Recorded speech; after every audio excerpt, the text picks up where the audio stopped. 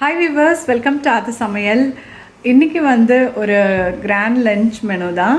அது எப்படி அப்படின்றத இந்த வீடியோவில் பார்த்து தெரிஞ்சுக்கோங்க. நான் ஃபுல் டீட்டெயிலாக உங்களுக்கு போட்டிருக்கேன். கண்டிப்பாக வந்து லைக் பண்ணுங்கள், ஷேர் பண்ணுங்கள், சப்ஸ்கிரைப் பண்ணுங்கள்.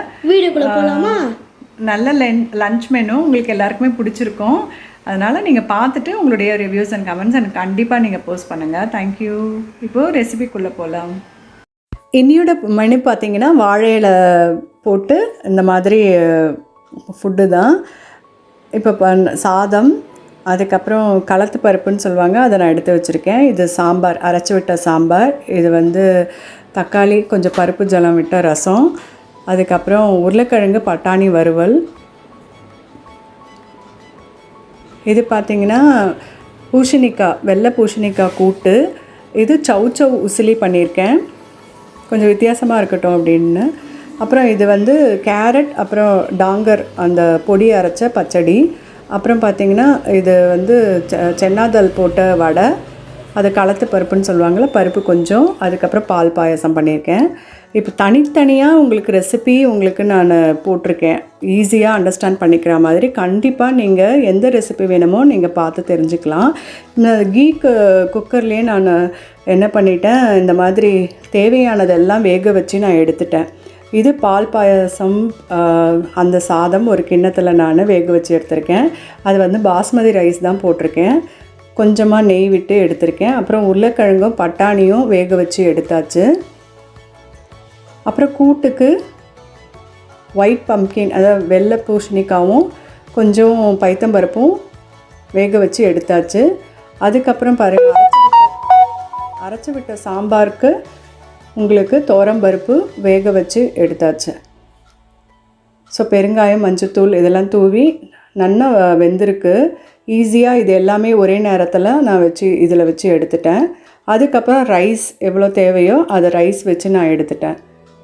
ஸோ இது ரொம்ப ஈஸியாக இருக்குது.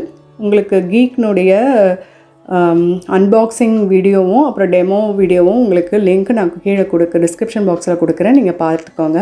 இப்போ ஃபஸ்ட்டு சாம்பார், அது வந்து ஒரு தாளிப்பு கொடுத்துட்டு, இது வந்து நோ கார்லிக் நோ ஆனியன் கான்செப்டில் இது தளிகை. இப்போ இது அரைச்சி விட்ட சாம்பார்ன்றதுனால நான் வெங்காயம் சேர்க்கல, ஜஸ்ட்டு ஒரு தக்காளி மட்டும் சேர்த்துட்டு முள்ளங்கி சேர்த்துருக்கேன்.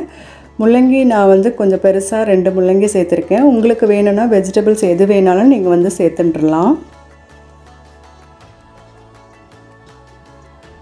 இதை நல்லா வதக்கி விட்டுட்டு, இப்போ நம்ம வந்து சாம்பார் பொடி ஆற்றுல நம்ம அரைச்சி வச்சுப்போம் இல்லையா, அது வந்து ஒரு 3 டேபிள் ஸ்பூன் அதை வந்து சேர்த்துட்டுலாம். அப்போ தான் வந்து டேஸ்ட்டும் உங்களுக்கு கொடுக்கும். அப்புறமா கொஞ்சம் மிளகாய், தனியா, கொஞ்சமாக தேங்காய், இதை அரைச்சி விட்டோம்னா சாம்பார் ரொம்ப டேஸ்டியாக நல்லாயிருக்கும். அரைச்சி விடும்போது கொஞ்சம் கடலைப்பருப்பு சேர்ப்பாங்க, அப்படி நான் சேர்க்கலை, அது கொஞ்சம் கெட்டித்தன்மை கொடுக்கும். அதனால் வெறும் மிளகாய், தனியா மட்டும் எண்டில் நான் அரைச்சி சேர்த்துருப்பேன், அதை நீங்கள் பாருங்கள். இப்போ தேவையான அளவு ஜலம் விட்டு இதை நல்லா வேகட்டும். அதுக்குள்ளே நம்ம வந்து புளி கரைசல் நம்ம கரைச்சிடலாம். இதோ கரைச்சி இப்போ இதில் விட்டுருக்கேன். இதை நல்லா கொதித்து வந்ததும் வேக வச்ச பருப்பை நம்ம மசித்து இதில் சேர்த்துடலாம்.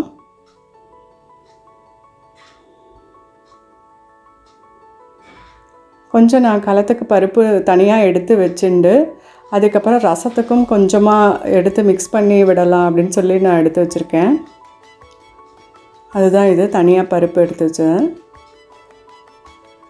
அவ்வளோதான். சாம்பாருக்கு இப்போ வந்து நான் சொன்னேன் இல்லையா, தனியா, மிளகாய் அது கொஞ்சமாக போட்டு, காரம் எவ்வளோ வேணுமோ நீங்கள் அதுக்கு தகுந்த மாதிரி மிளகாய் போட்டுக்கோங்க. நல்லா வாசனை வர அளவுக்கு வறுத்துட்டு, அதுக்கப்புறம் தேவையான அளவு தேங்காய் போட்டு, 2 வெந்தயம் மட்டும் போட்டிருக்கேன். ஸோ இது மட்டும் அரைச்சி அதில் விடலாம். இப்போ தேவையான அளவு உப்பு போட்டு அரைச்ச விழுது கொஞ்சம் இதில் சேர்த்துட்டு,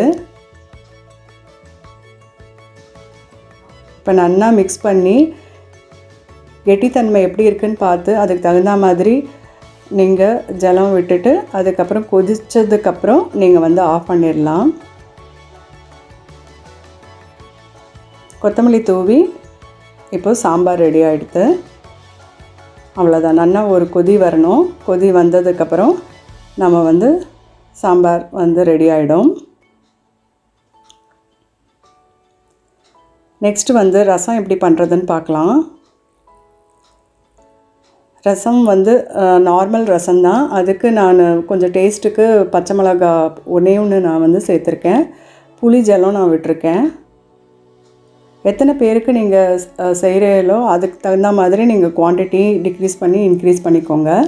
தேவையான அளவு உப்பு, கொஞ்சம் பெருங்காயம், மஞ்சத்தூள் அதில் போட்டிருக்கேன். அதுக்கப்புறம் ரசப்பொடி ஒரு ஸ்பூன் அதில் போட்டு நல்லா கொதி வரட்டும். புளி கம்மியாக போட்டு தக்காளி நான் பெரிய தக்காளி 2 சேர்த்துருக்கேன்.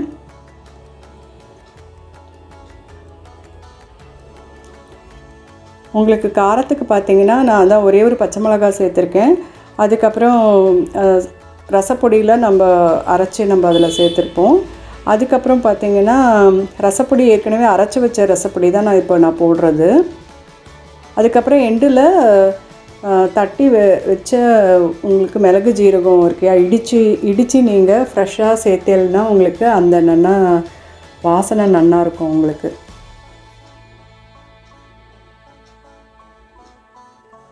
கொஞ்சமாக வந்து பருப்பு ஜலம் மட்டும் விடுங்க. அப்போ தான் உங்களுக்கு ரசம் கெட்டித்தன்மை இல்லாமல் இருக்கும்.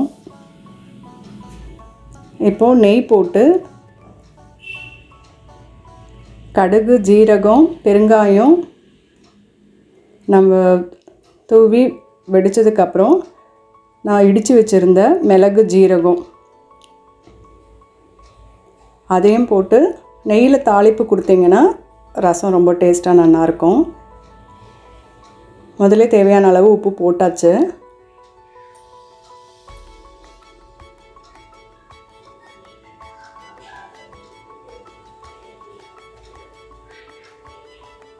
இப்போது தக்காளி ரசமும் ரெடி ஆகிடுது. கொத்தமல்லி நல்ல தண்ணியில் இந்த மாதிரி அலம்பி வச்சுக்கோங்க. அப்போ ஃப்ரெஷ்ஷாக நம்ம தூவினோம்னா நல்லா வாசனை வரும். அதுக்கப்புறம் இப்போது பார்க்குறது உருளைக்கிழங்கு வறுவல். கீக்கில் ஏற்கனவே வேக வச்சு எடுத்ததுனால ஈஸியாக ஆகிடுது. தாளிப்புக்கு கடுகு, ஜீரகம், உளுத்தம்பருப்பு, பெருங்காயம் எல்லாமே தூவினதுக்கப்புறம் பெருங்காயம் நான் ஃபஸ்ட்டு போடலை. கொஞ்சம் வானலில் ஒட்டி அந்த ஒட்டுற தன்மை இருக்கிறதுனால ஒட்டின்றோம். அதனால் கொஞ்சம் எண்டில் போடலான் இருக்கேன்.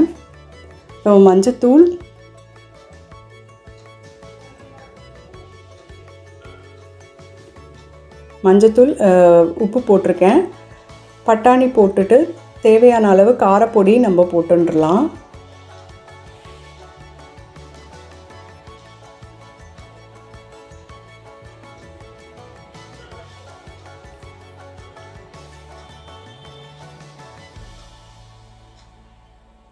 இப்போ காரப்பொடி போட்டதுக்கப்புறம் உருளைக்கிழங்கு நீங்கள் அப்புறம் பட்டாணி போட்டாச்சு. இதெல்லாம் போட்டு நல்லா அதில் நல்லா வதக்கி எடுத்தேன்னா உங்களுக்கு உருளைக்கிழங்கு வறுவலும் ரெடி ஆகிடும்.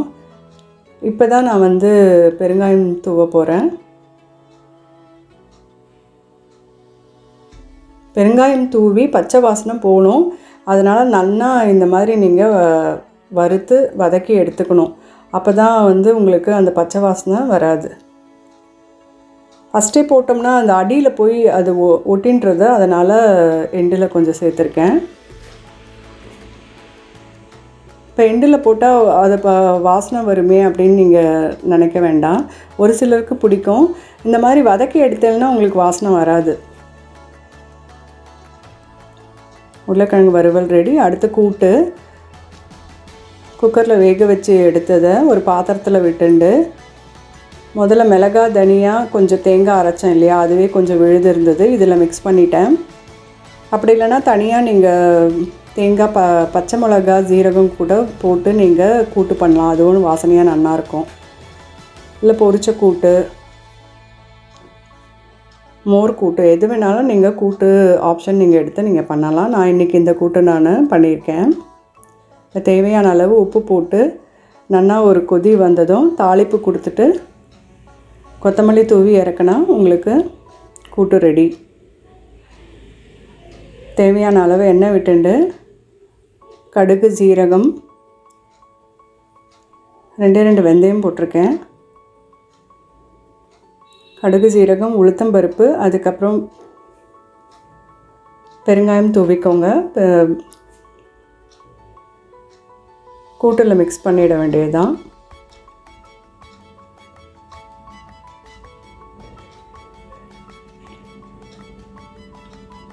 ஸோ வெடித்ததுக்கப்புறம் இந்த கூட்டெல்லாம் மிக்ஸ் பண்ணிட்டோம்.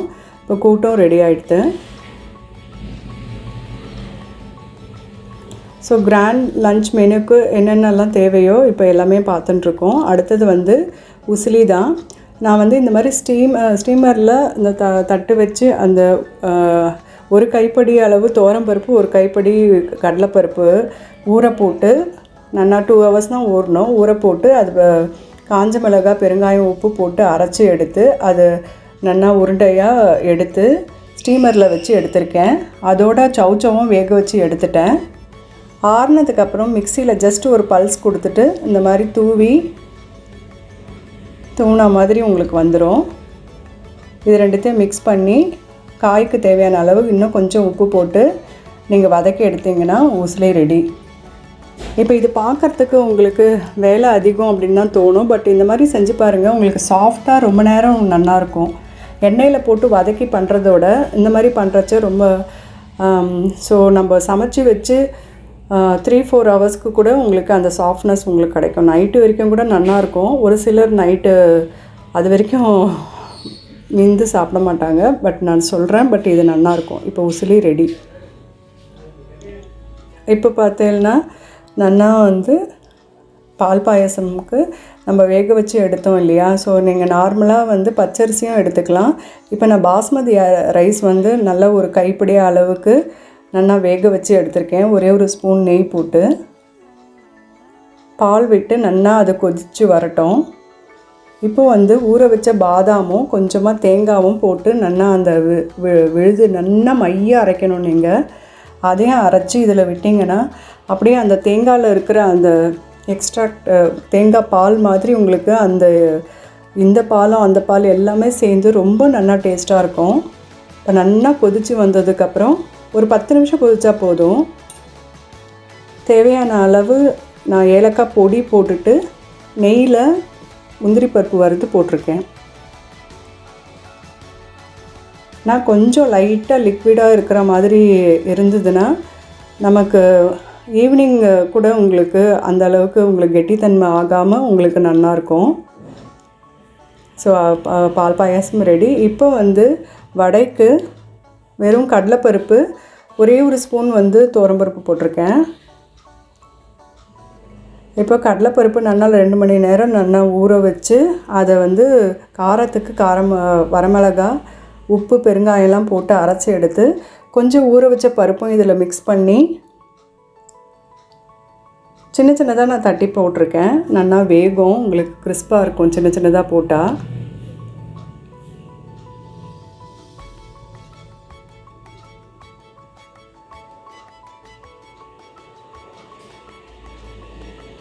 நல்லா எடுத்து போடுறச்ச சிம்மில் வச்சு போட்டுட்டு அதுக்கப்புறம் ஃப்ளேம் நீங்கள் ரைஸ் பண்ணி வேக வச்சு எடுத்தேன்னா உங்களுக்கு நல்லா கிறிஸ்பாக உங்களுக்கு வரும்.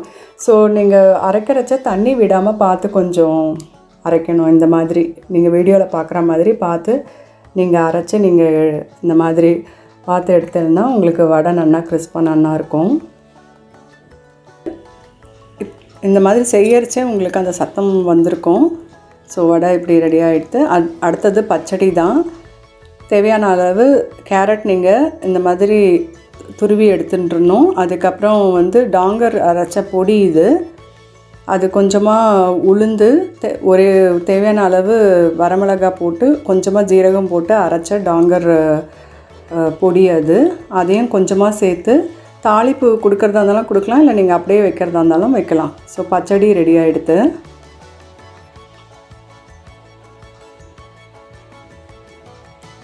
இன்னொரு ஒரு மெனு நான் சாஸ்நாமம் பூஜை பண்ணுறச்ச நான் இருந்தது, அதனுடைய லிங்க்கும் நான் கீழே கொடுக்குறேன். No garlic no onion concept.